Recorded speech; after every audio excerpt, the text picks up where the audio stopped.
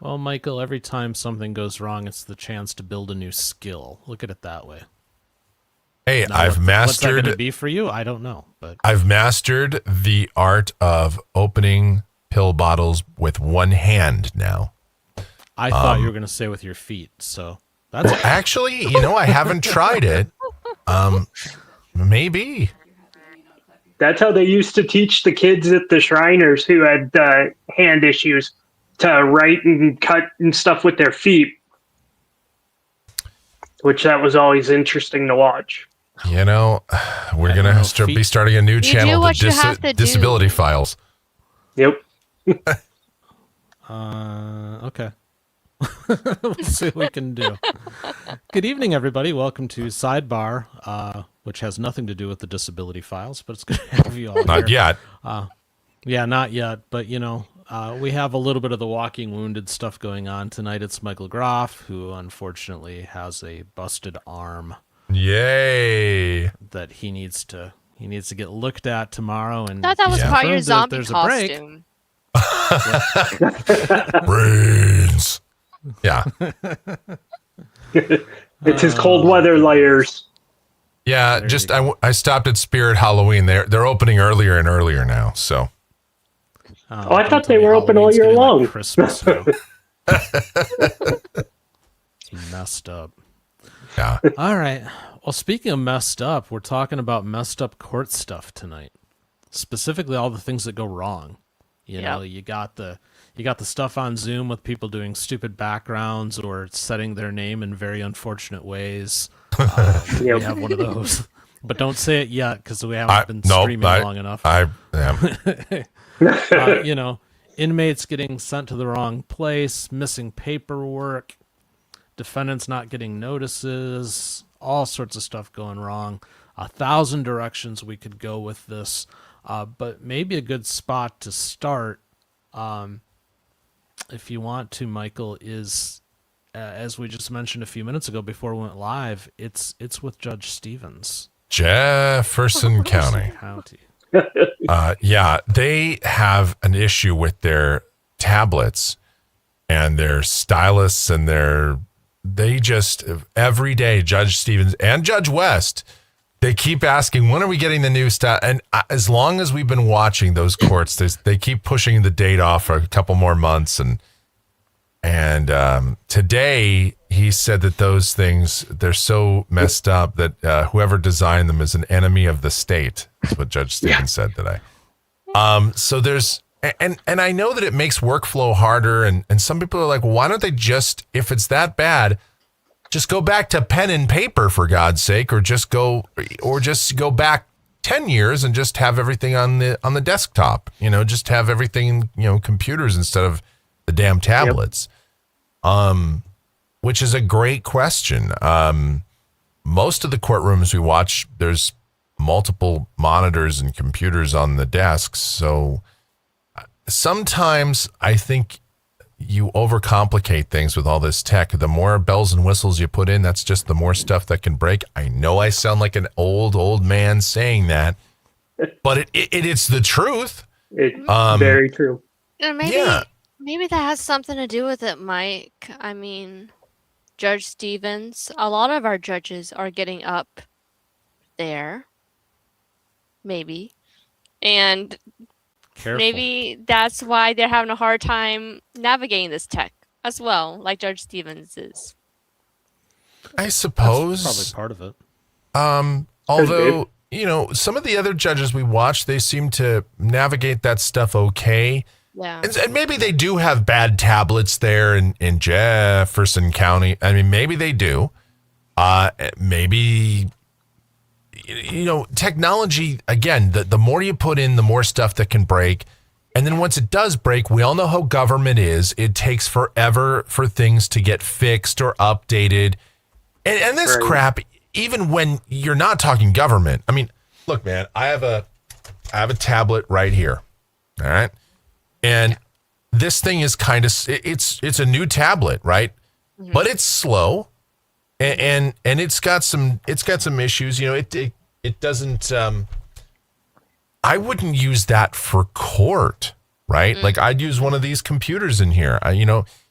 or just Right. pen and paper. I mean, you're only as strong as your weakest link, and that is for a lot of these courts. That's one of those. And how does it affect defendants? Well, obviously, it slows down the process when you're having to wrestle with technology for extra time in an already backed up court system. In Jefferson County, they always talk about how they have Judge Stevens says he has 600 trials on the docket, and they go through so many cases a day. But as technology goes along, I watch some of these other courts, and there's fewer. There's some of them have less technology than others, and they seem to, again, old man talk, but they do seem to flow a little bit smoother. Some of those, And I think court systems themselves are not always updated with the newest and improved technology either. I think yes, Right. they're on a budget. yeah, they're still on Mac LCs. They're on a budget, so they probably have the slowest tablets on hand and stuff like that. So It's like the Flintstones. definitely see an issue I don't know with about that. this one, Fred. Yeah, especially. I mean, I think the iPad Pros and stuff are pretty good these days, but Android still has a lot of catching up to do when it comes to that department. So using Android tablets, I wouldn't suggest that for court. Even the tablet that I use for different things, it's a writing tablet. It doesn't have all that stuff that slows it down. So Ashley, you just triggered there's going to be a comment war about Android versus Apple. I'm not taking a side. I'm just saying that some manufacturers do better with their product or are focusing on other product lines than they're not all focused No, on I know one what you're thing. saying. Yeah. Yep. So I'll have to look it up at some point when I have some time, which means I'll never look it up because I never have time. but I guarantee you that it's some proprietary system, some company that does courtroom software that sold them a package, so it's not Android or Windows or anything else, just based on how they were saying that they had to use it. Like they don't flip the pen over to erase; they have to like click some other button. yeah, they on have the to pen click or something something like on that. it. Yeah. Yep. So, but something just occurred to me. I wonder at some point if somebody's going to challenge some court document because they've mentioned multiple times on those devices how they go to sign something and it's completely illegible. Like it's just a smeared mess. And I wonder at some point if somebody's going to try to challenge a signature. It can be completely illegible on paper, though, too. Yeah, but there's a difference between I can't read your handwriting and it's just a blotch. Well, plus Because an it illegible. sounds like every time they're pushing the pen down, it's just like spreading everywhere.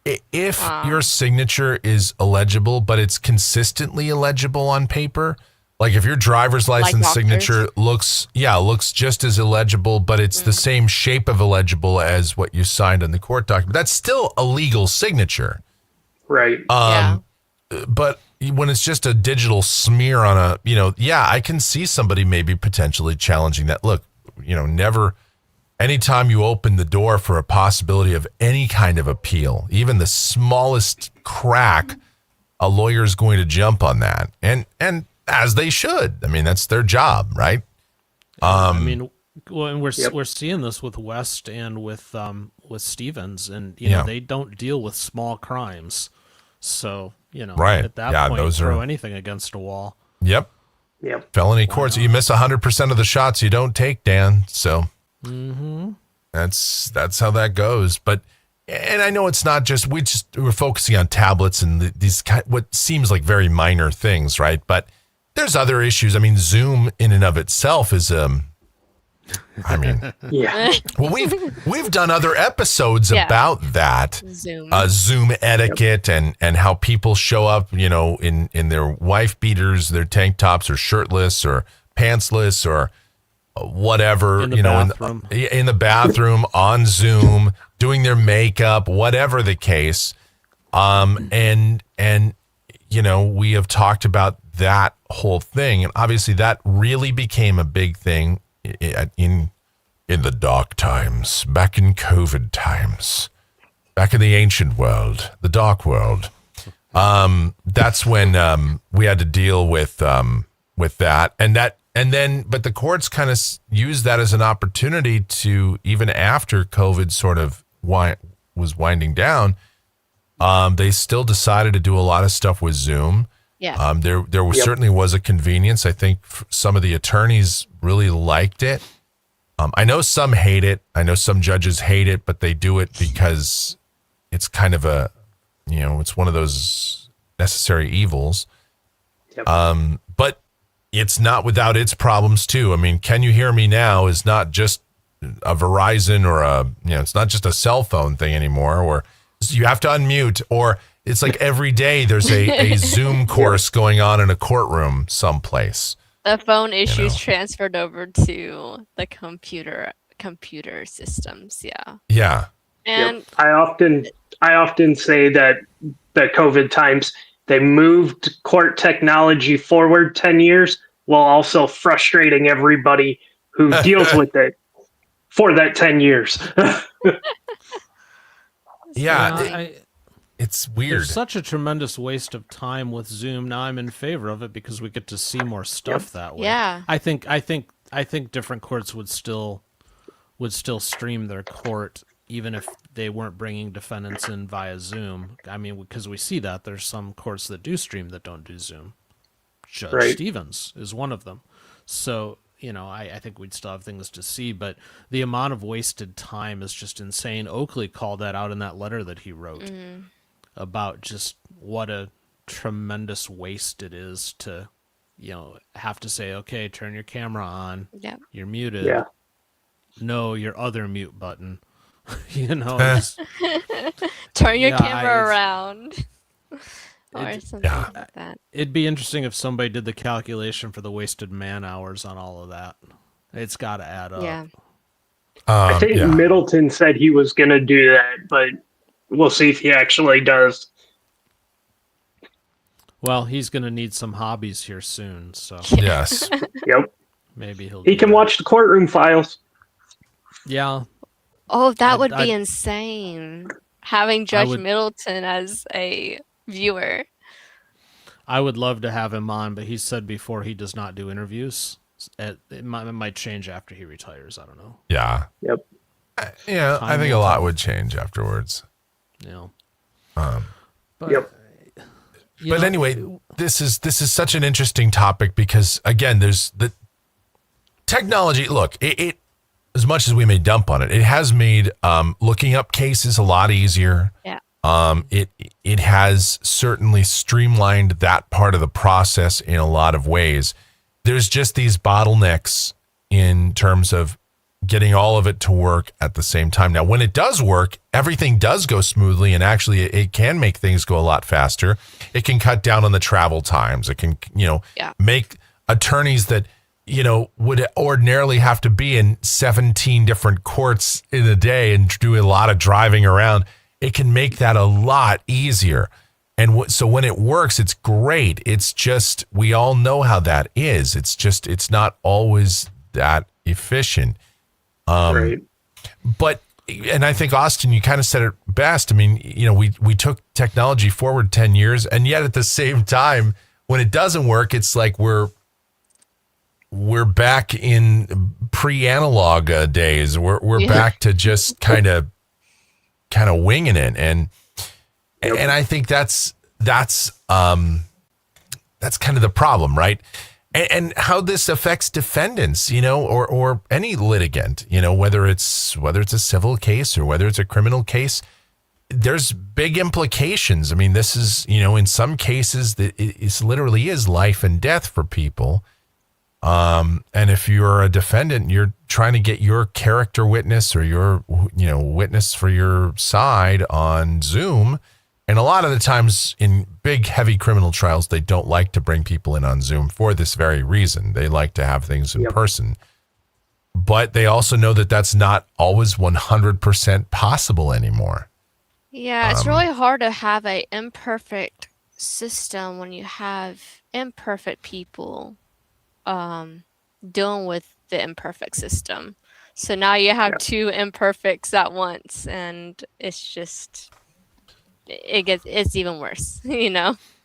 But we're all Well, imperfect, you know. But having not the right system for the job is not preferred, of course. Well, yeah, I mean, obviously everything's going to be imperfect, but I think Mike touched on this earlier. Are we overcomplicating matters with all of the different kind of tech that we're trying to put in there? And Jefferson County is a great example of it, but other counties too, like Judge Mercer's court. You know, him and all the other judges, Brantley Clark and Judge Garcia. Bay County. Yeah, they use the same Polycom connection to the jail, and only one of them can use it at a time. So- Right. So there's like this bottleneck from that as well, and we're trying to make it easier, I suppose, so that they don't have to move defendants in the court. But in the same respect, there's a bottleneck of Yeah. timing and stuff that has to happen. And You have like Clayton County as well with their herd thing the going hallway on court. too. yeah, Yep. So, I just, you know, it's. Yeah. I wonder if, you know, we got down this rabbit hole of a whole bunch of tech with court at COVID, and I wonder if it's just gone too far, because I know think so. there- Yeah. I think in a lot of ways too, they've tried to take systems that were never meant to do this, and now they've got them doing it. Because you just look at like the quality of the audio and the cameras that we have from some of the Oh courts. my gosh. Right. It's so not bad, ready. but I mean, they're just, you know, at the time, I guarantee you they're just piecing together whatever they've got lying around to make this work so they can still have court. And Yep. now they're still using it, and not only just using it, in some cases relying on it. Well, I But mean, nobody can understand each other. You can barely see what's going on. I'll tell you who. Is it better? If there was a judge we could get on this show to talk about this, you know who we should have, and that is, of course, Judge Glazer. Because you know, they That'd be a fun upgraded. one. They upgraded, and I can't do the air quotes because I can't lift my arm up, or I guess maybe I can air quotes. You know, it upgraded the technology there in Miami-Dade. And her audio is so terrible. And even Yeah. for her, she realizes it's terrible. She has a few times just canceled court Yep. while they try to fix it. They have tried to fix that audio down there for months and months, and they've been unable to do It's so. been over a year, I think. It's- now. Well, when she was in the other courtroom, they moved courtrooms on her, and the audio was actually a lot better in there. Yeah, the temp courtroom while they upgraded the one she was in. Yeah, and then they Yeah, got yeah. back and they have these microphones, and I'm like, you know, I can already tell what the problem is technologically speaking. Just have me go in there and give me a couple $1,000 budget, and I can fix that for them, and it'll sound good. I mean, I can, you know, put in the same kind of stuff we have in this studio, and again, it wouldn't cost a lot necessarily, at least especially not for a budget of a state budget.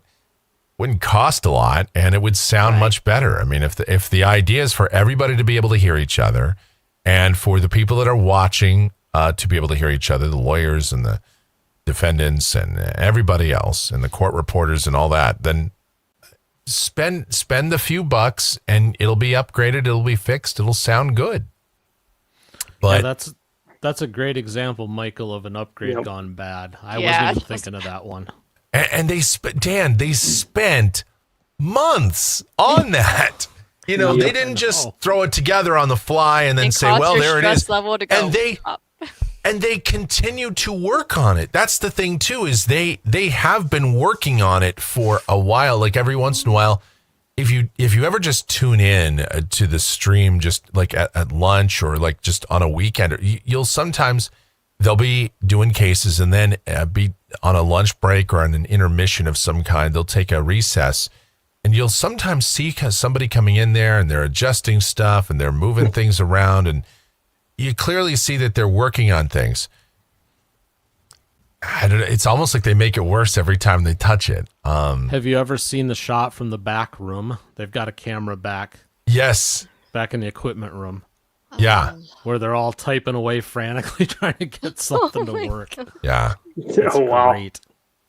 So Side note, it's since you amazing. mentioned having Judge Glazer on the show at some point, Yeah. if we were ever able to achieve that, I would give $100 bounty to whatever panelist could get her to shout Spanish without directly asking. That would be great. Spanish, please. Yeah. I yes. Judge Glazer, I will say I appreciate her court. It's just the audio is kind of ass, and for a content creation standpoint, whether it's the host or me as the guest host, like I don't mind going there. It's just but it's hard to stay there for long because the interpreter, whatever they're doing for the interpreter there, the interpreter has pretty good pretty good audio. But I know there seems to be a little bit of a feedback loop, and it kind of muffles her audio when somebody else talks. It's almost like they haven't heard of duplex. Glazer's audio seems to degrade proportionately to the number of people watching. If we go to that court and we get more and more That's true too. viewers, Yeah. her audio gets worse. Well, every because time. any audio that's coming in muffles her sound. So if it's like Glazer Squares, Miami Squares, right. and there's 12 people on at Prosecutor. once, it'll sound like she's in the middle of the Atlantic, and just it'll sound terrible. I understand why she has, I give her props. I mean, she deals with it. She does the best she can. I understand Yep. that she is glazer laser sometimes, but it is expected Yes. because of the issues she has to deal with. Yes. I mean, if we were at any job and weren't given the tools to properly do our job, yeah, it would make our job a whole lot more stressful. So I get that. Well, even here, just producing these shows, Dan and I have both run into our share of technical issues, whether it's me on my channel or as a guest host here, or Dan running the show here. We've had our own technical issues, obviously, just to bring today. you. Yeah, just today alone, just to bring you, all the live court stuff and these kinds of, this show and our other shows. And like I said, my own channel. I mean, I get it. Technology it's a work in progress. It takes only but- one That thing it is. too to bring it down. Like it takes only one thing, one malfunction, and it's just And I not think good. that's why in serious cases, especially in felony court, they like to have as little technology issues as possible and have everyone in person, even witnesses and victim impact and all of that there in person as much as possible, because that just eliminates one possible route of appeal or even if it's not necessarily an appealable thing, but if you have a case where it's a jury trial and the jury has to hear something that's coming in over Zoom, I mean, we all know, look, a lot of people, as hard as it is for me to believe, most people don't have, studio mics. Some Nope. people, they just have the mic on their phone or their laptop and, it's this kind of sound and it's far away. And, and it's like, you can't always hear everything properly, and it just takes one or two misheard words as a juror, and maybe that makes you change your mind. I mean, I don't think we're overstating it when we say stuff like that. No, I think they went too far when they're doing jail from the courtroom. I think that's over. I think that's oversaying it too far. Oh, you mean in like Mercer's court or in Yes.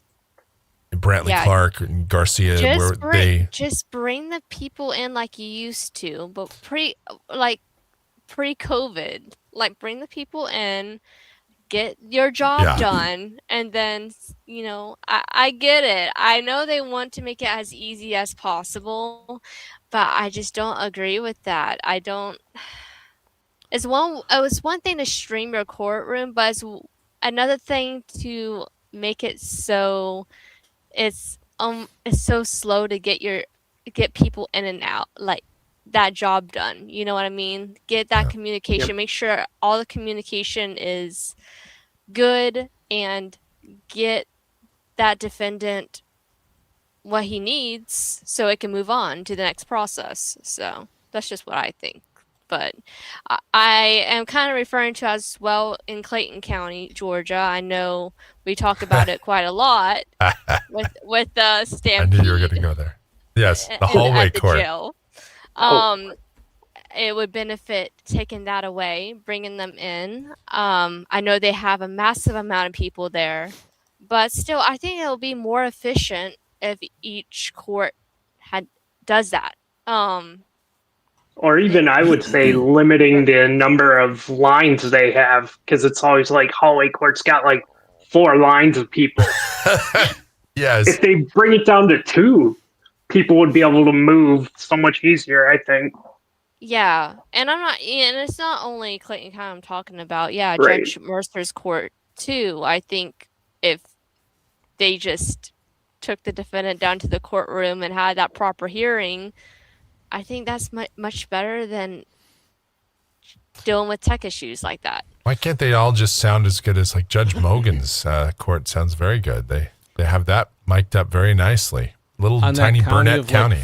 There's like 5 people, and they had the budget figured out. Well, apparently one of them was an audio weird. engineer, because it sounds good. We haven't been great. there in a while, but Well, I keep trying to go back there, but she hasn't had anything compelling.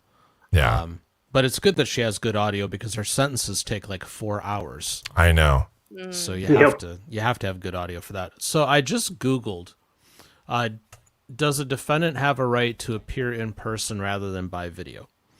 And the consensus is yes, generally speaking, they do.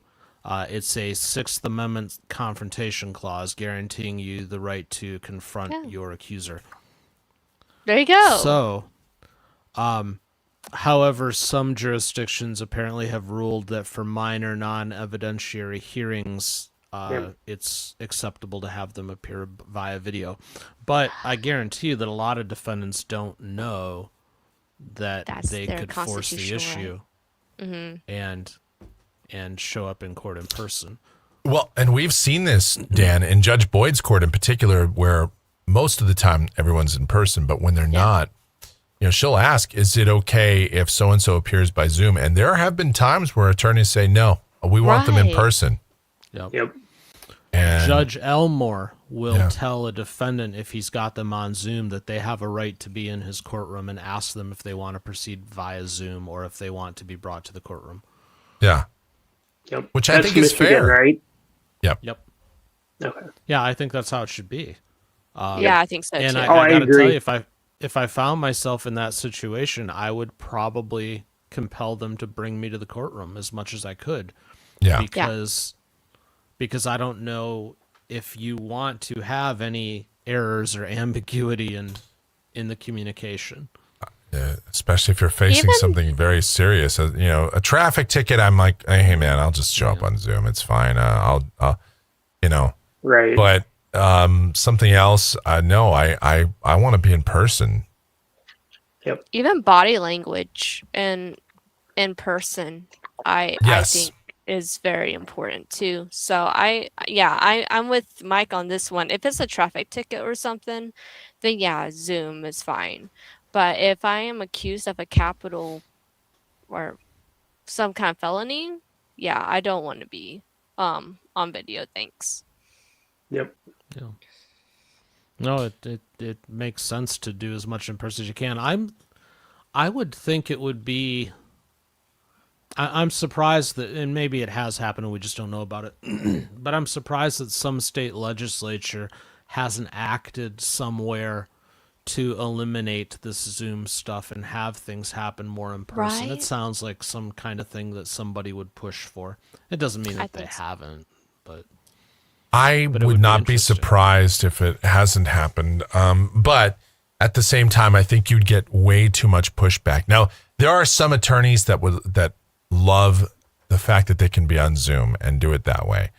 But I know others that say, no, every case I have, I want to be there in person. I want to make sure everything is heard. I want, any of my clients to make sure everything they have to say is heard and that they are heard properly.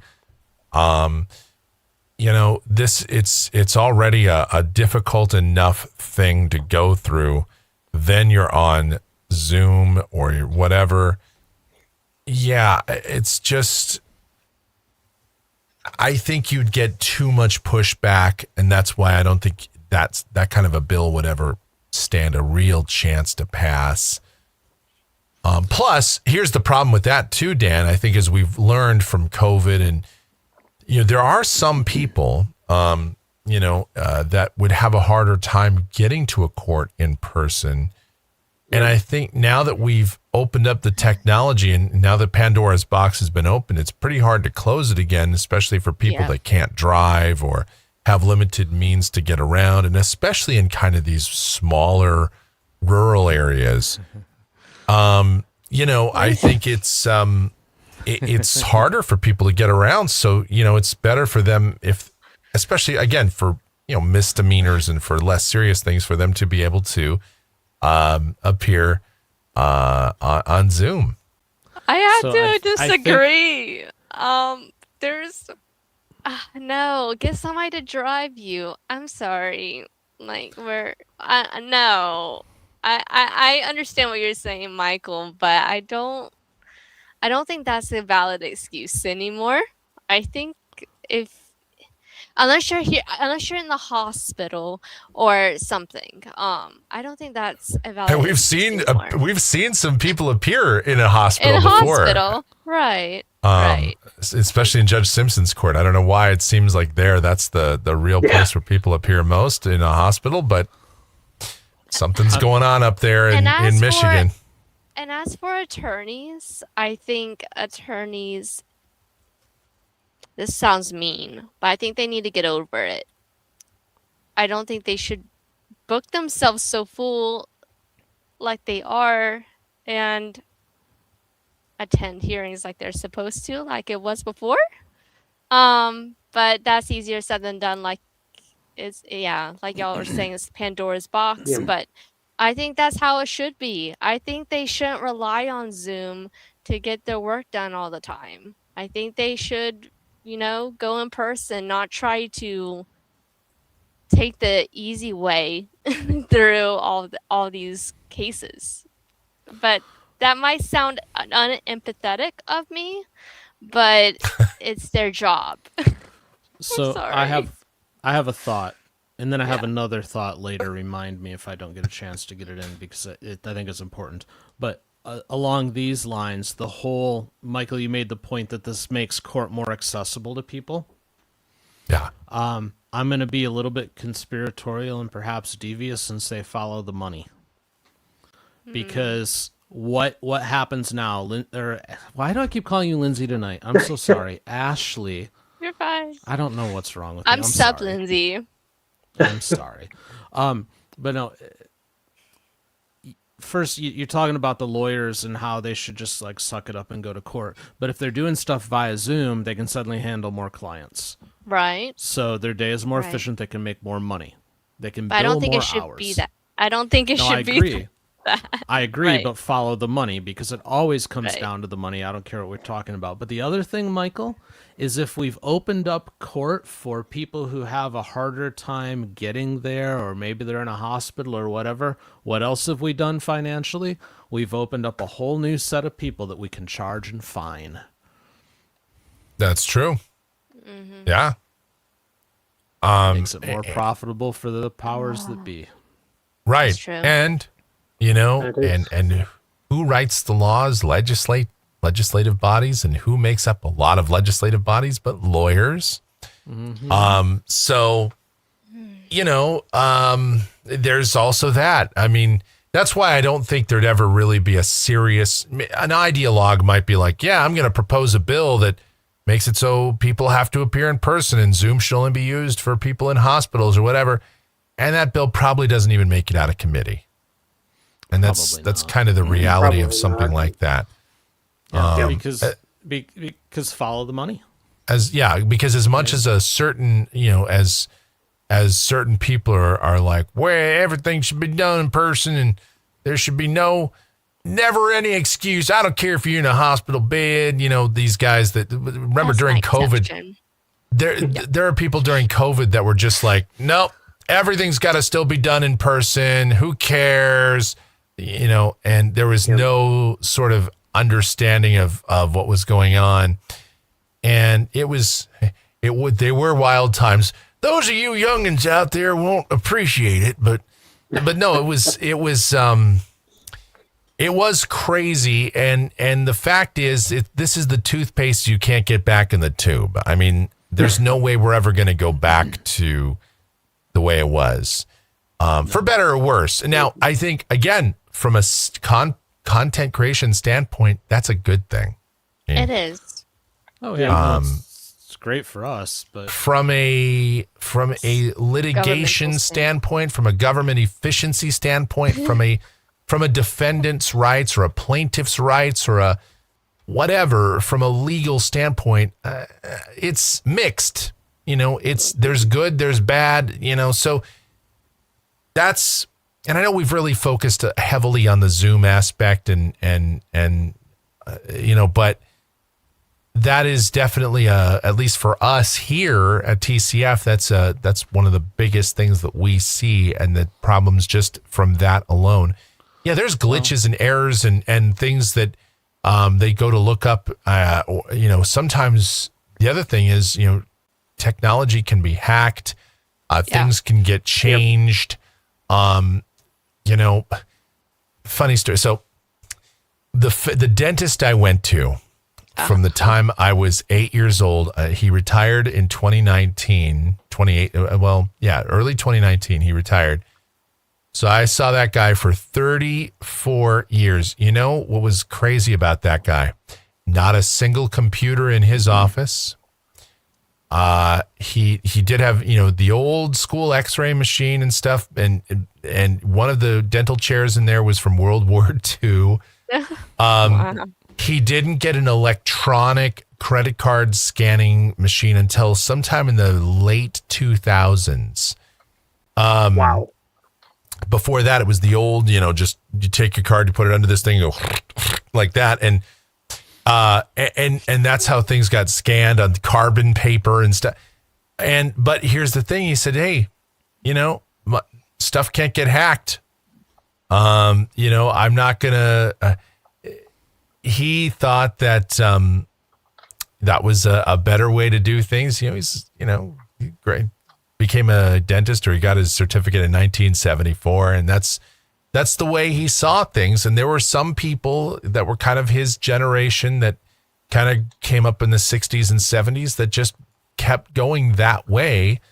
And I don't know if I necessarily want to, his work was very good. He did a very good job, as a dentist. Obviously, I saw him for 34 years.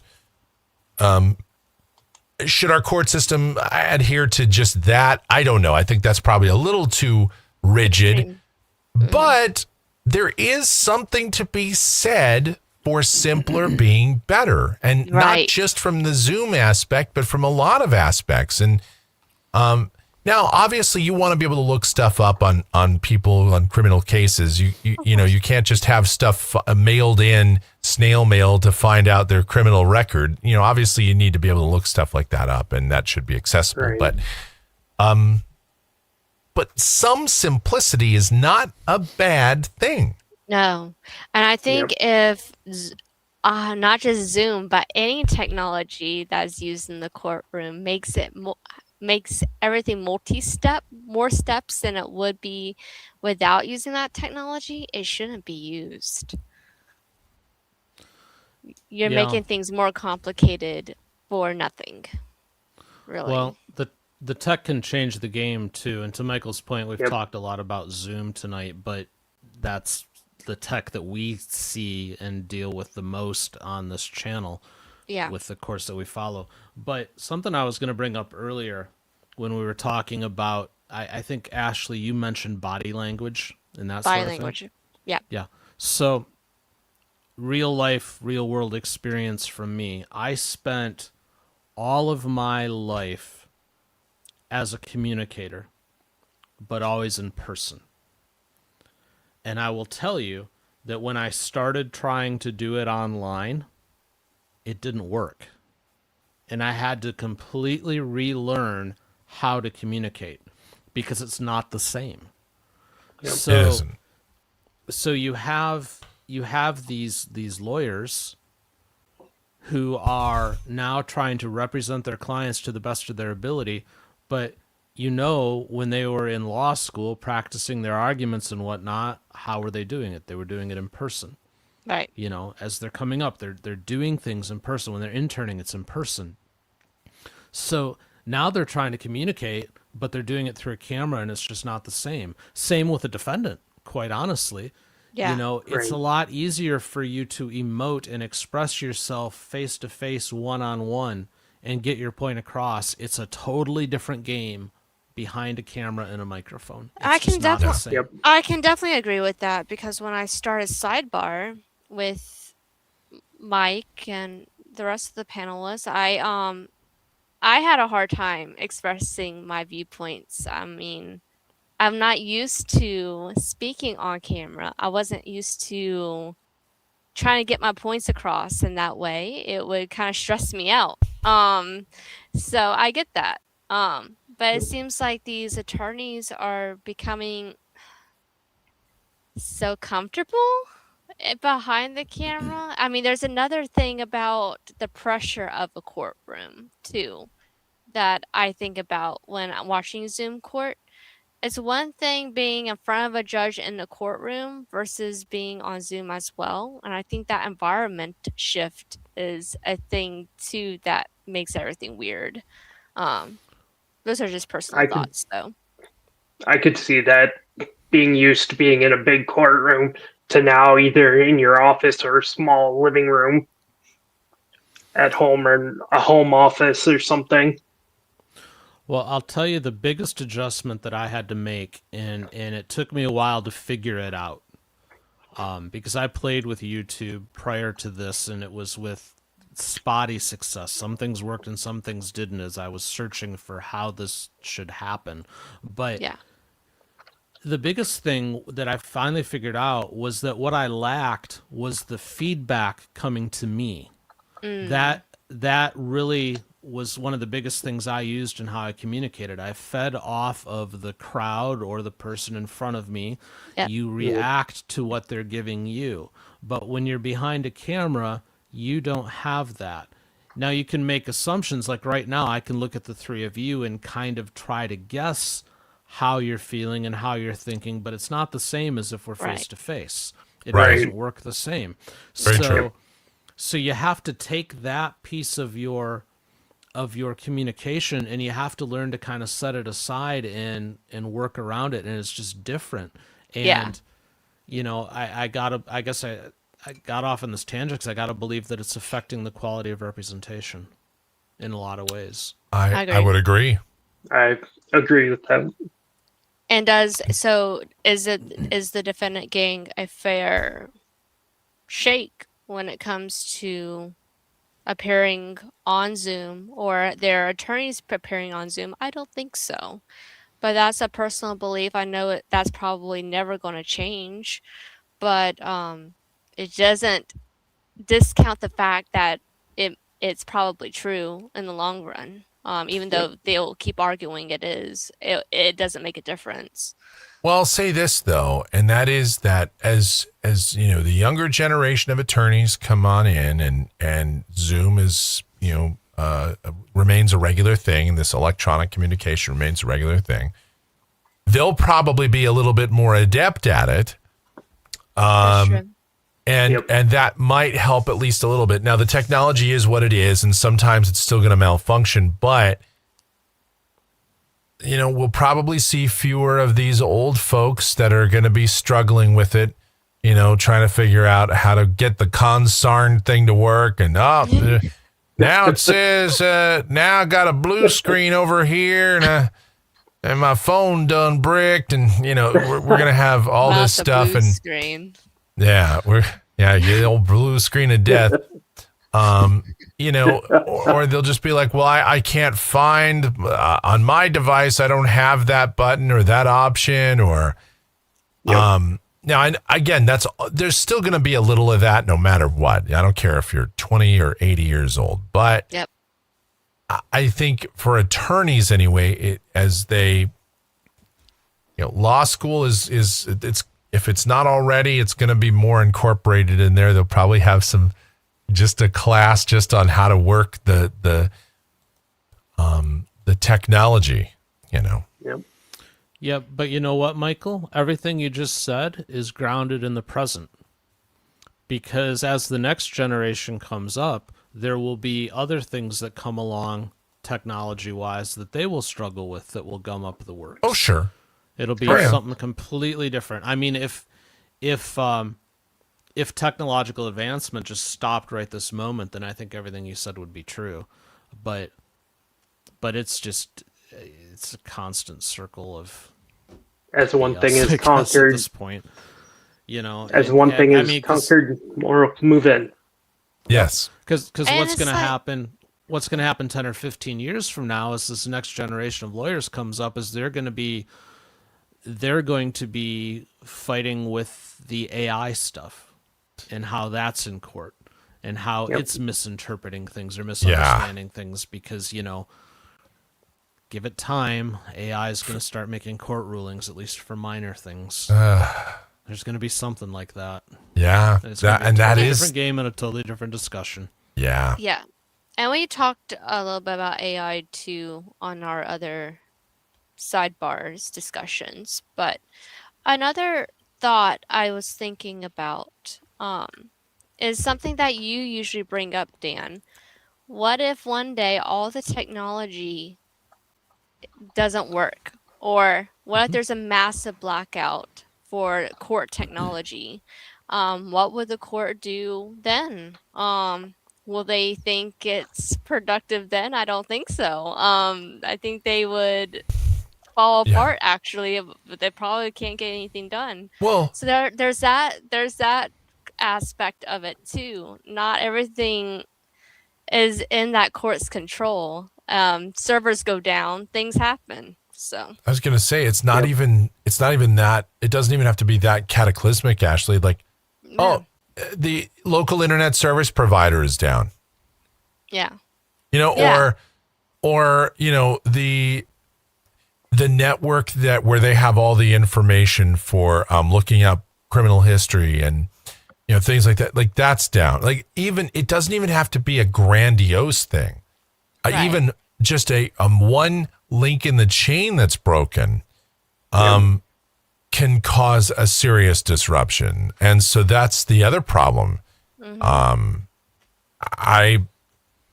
think that obviously that, these are things that we can't do anything about short of just, again, abandoning a lot of this stuff, which is never going to happen. Yeah. Because there's too much convenience when it is going well to forego it and sacrifice it just for the possibility that and the inevitability that there's going to be some occasions where it's not working. But as long as it's mostly working, or at least working more so than it's not, they're going to look at that and say it's a net positive and just write off the time that is lost due to errors and glitches as well. That's just the cost of doing courts of the criminal justice system in the 21st century. Yep. Good point. I was actually just thinking about, as you were talking, Mike, about the technology and how it's just completely taken over like all of law enforcement and crime and punishment in general, the court system, all of it. If we did lose like like some cyber attack takes down the power grid or destroys the internet, it's whatever, right? Yeah. Not only do so many of these courts lose access to court records, documents, stuff like that, but what happens in the jails and prisons where all of the doors are computer controlled now? There's very few prisons that use keys anymore. Yeah. Everything is controlled from a central hub via electronics. Yeah. That's very true. Yeah, that's scary to think about, but it's very true. That is. If it malfunctioned, what would happen? Like, Well, one of two things: either everybody's locked in and they're not Locked getting in. out, or Right. all the doors open. It's one or the other. either Yep. one not good. Open all the doors and let you out into the world. And I mean, Well, there you go. I mean, and here's the other part of this too. I mean, that's a great point is, even if it's a day that things are down, that's Yes. discovery that's missed out on. That is, with as much as the court system is backlogged and with the need for more judges and the need for, this is, even that can just throw everything off. If you have a trial scheduled and it's scheduled for so many days and you got another one lined up right behind it. Yeah. I mean, Yep. it's trains on it's a train on a track. As soon as one thing goes, the whole thing gets derailed. I mean, Kind of what happened in COVID, well, yeah, and in a way. yeah, no, that is, and necessity is the mother of invention, and I'm sure we're going to come up with a way around this, and I know AI is going to be the thing that makes everything more efficient, even though I suspect it will probably wind up making things less so. At least at some point. oh yeah, it'll make us dumber. I mean, we're all walking around with the infinite knowledge of the universe in this little device that we all keep in our pockets. The magic answer box. Smarter. Yep. Yeah. True. Well, yeah, we've never had more access to information than we do at this point in history. And we've yet never been so stupid. Right. We are more ignorant. Dan says stupid. I say ignorant. It's two sides of the same coin.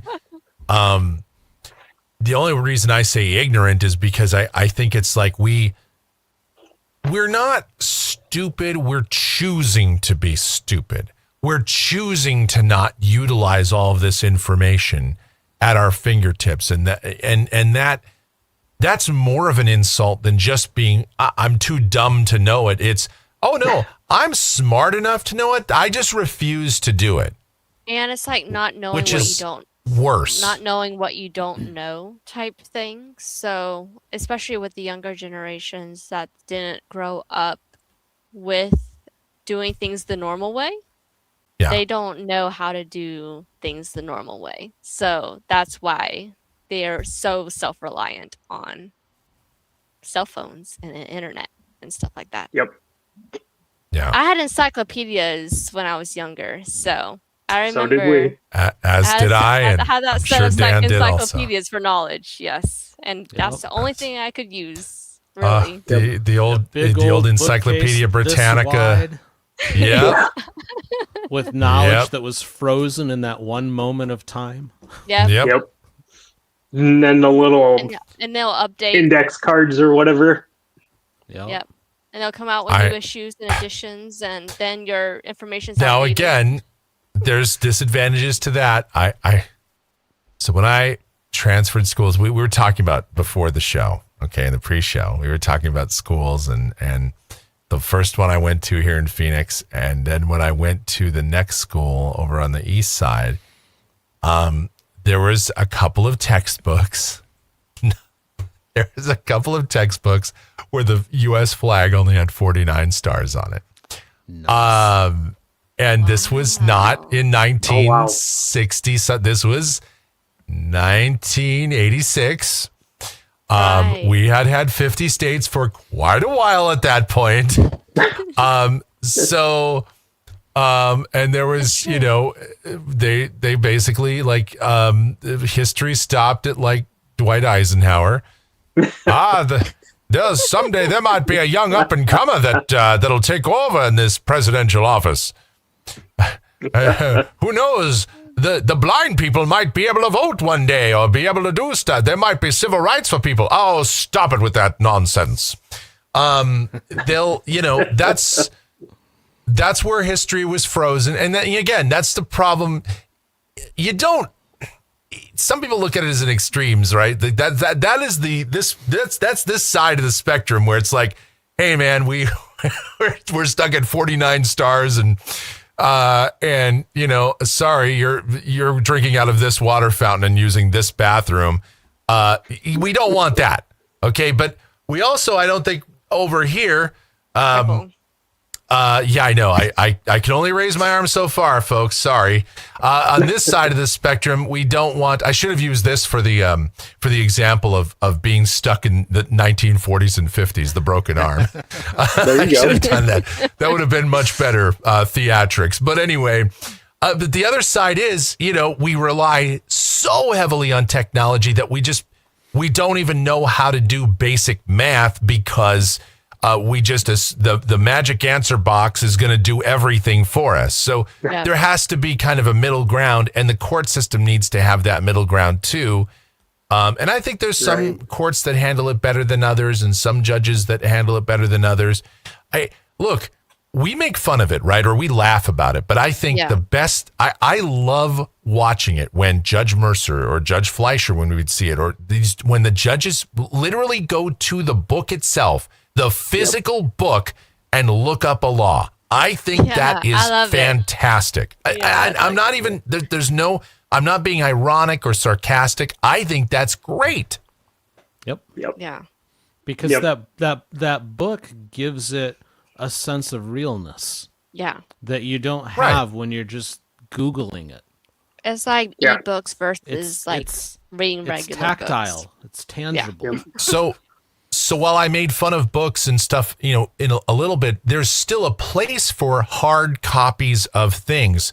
We can still use the technology, but if we have the backup of those hard copies, I think that's where, we can kind of have the old and the new kind of come together and have a more synergistic relationship. And, in courts, in law enforcement, again, where would we be without body cams? I mean, police would still be able to do a lot of things and get away with a lot of things that they weren't able to before. Suspects would be able to get away with a lot of things that they weren't able to get away with before, or they're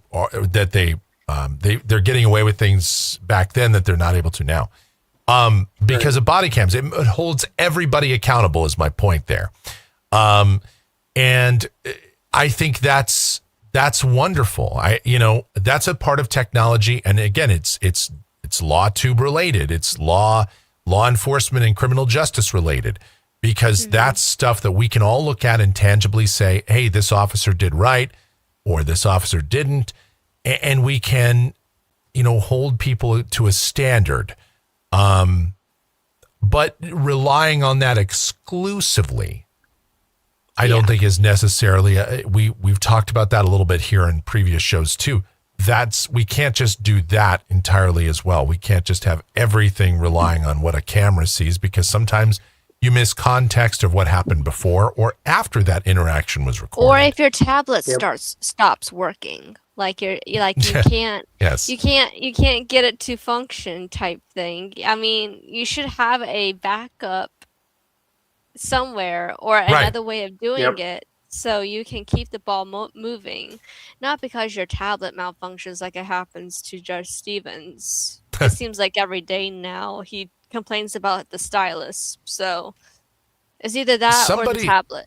Would somebody please, for the love of God, there in Port Jefferson County, in Southeast Texas, in Beaumont, Port Arthur, would somebody, for the love of God, just donate some tablets to that courtroom down there, to that courthouse, please?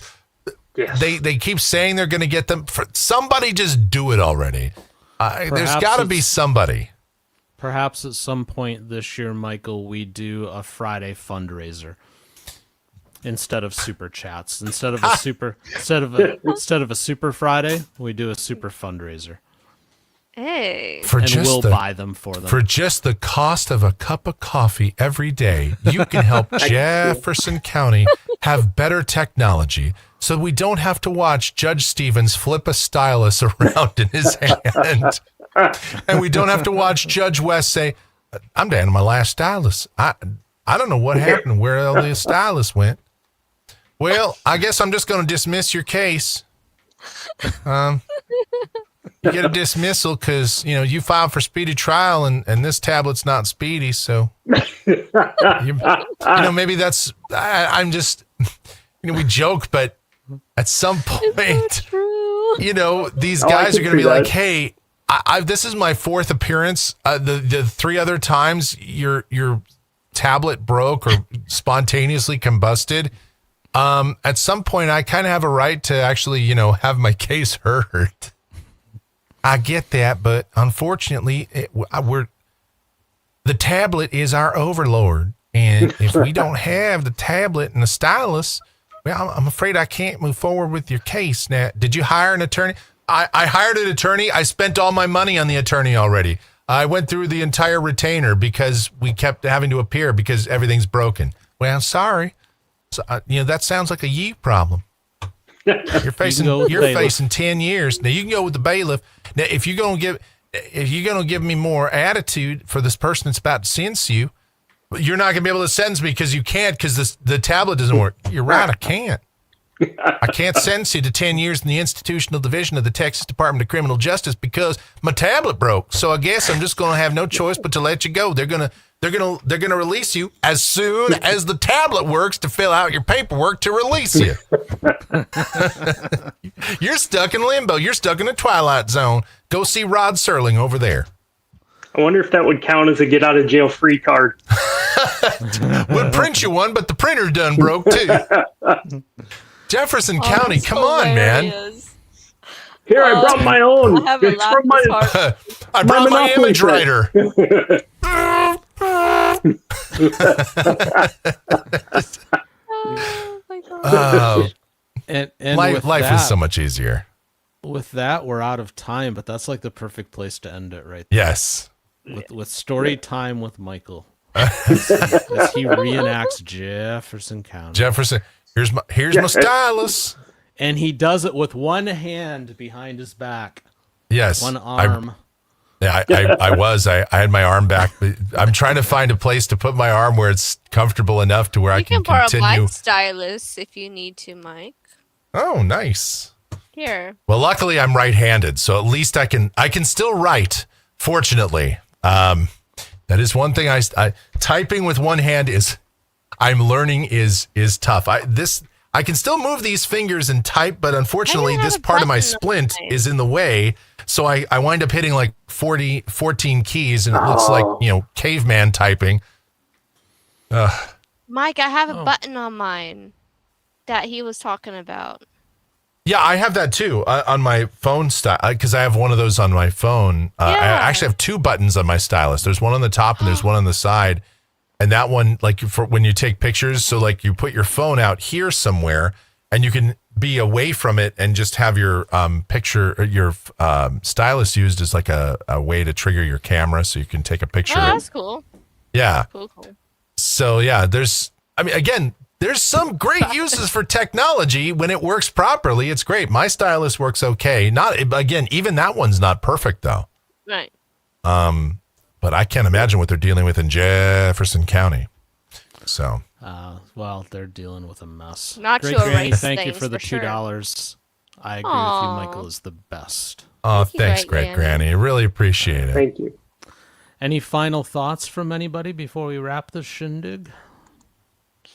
One day, hopefully, technology will actually make the court system work efficiently. Fat chance. That sounded more like a question than anything That is else, a question. Austin. It will really Ashley? happen?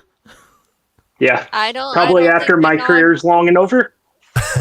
I think future attorneys and judges are going to use technology and then won't be able to function without it. Is my prediction. Fair enough. Michael? You know,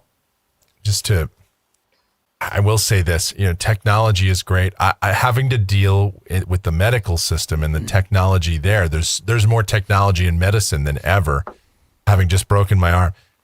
I can't imagine if I was actually facing like a serious criminal charge, if the justice system runs like the medical field. I mean, no wonder we have so many people in prison and so many appeals and so much going on because, again, I love technology, but it is it's a double-edged sword, and we're seeing that all over the place. It's not just in the courts; it's everywhere. Yep. So that's kind of my final thought on that. Is it's a mess. Yeah, Daniel. Well, I will just say this for you, Michael. Hang tight, because I think it's only a matter of time before elbows go digital. Oh, yeah, robotic. I would love that. It'll just or be maybe I easy wouldn't. They just recode it and you're good. AI elbow. Yep, exactly. A cyborg. Well, we're past cyborg, aren't we? We're an AI elbow. Yeah. It's called an elbow. Elbow. Oh, I like that. Well, there's merchandise. There you go. All right. That's for the medical files. On that note, let's be done. Thank you all for joining us tonight. Thank you to the panel here. Back tomorrow morning, 9 a.m. Eastern, 6 a.m. Pacific, half an hour early for channel members. And assuming Mike isn't wheeled off to surgery at some point tomorrow, we'll have In the Blind tomorrow night. 7 p.m. Eastern, 4 p.m. Pacific over on In the Blind. So be sure to join us there. Yes. But until then, have a good night. Take care. God bless. Bye-bye. Take care. Have a good night.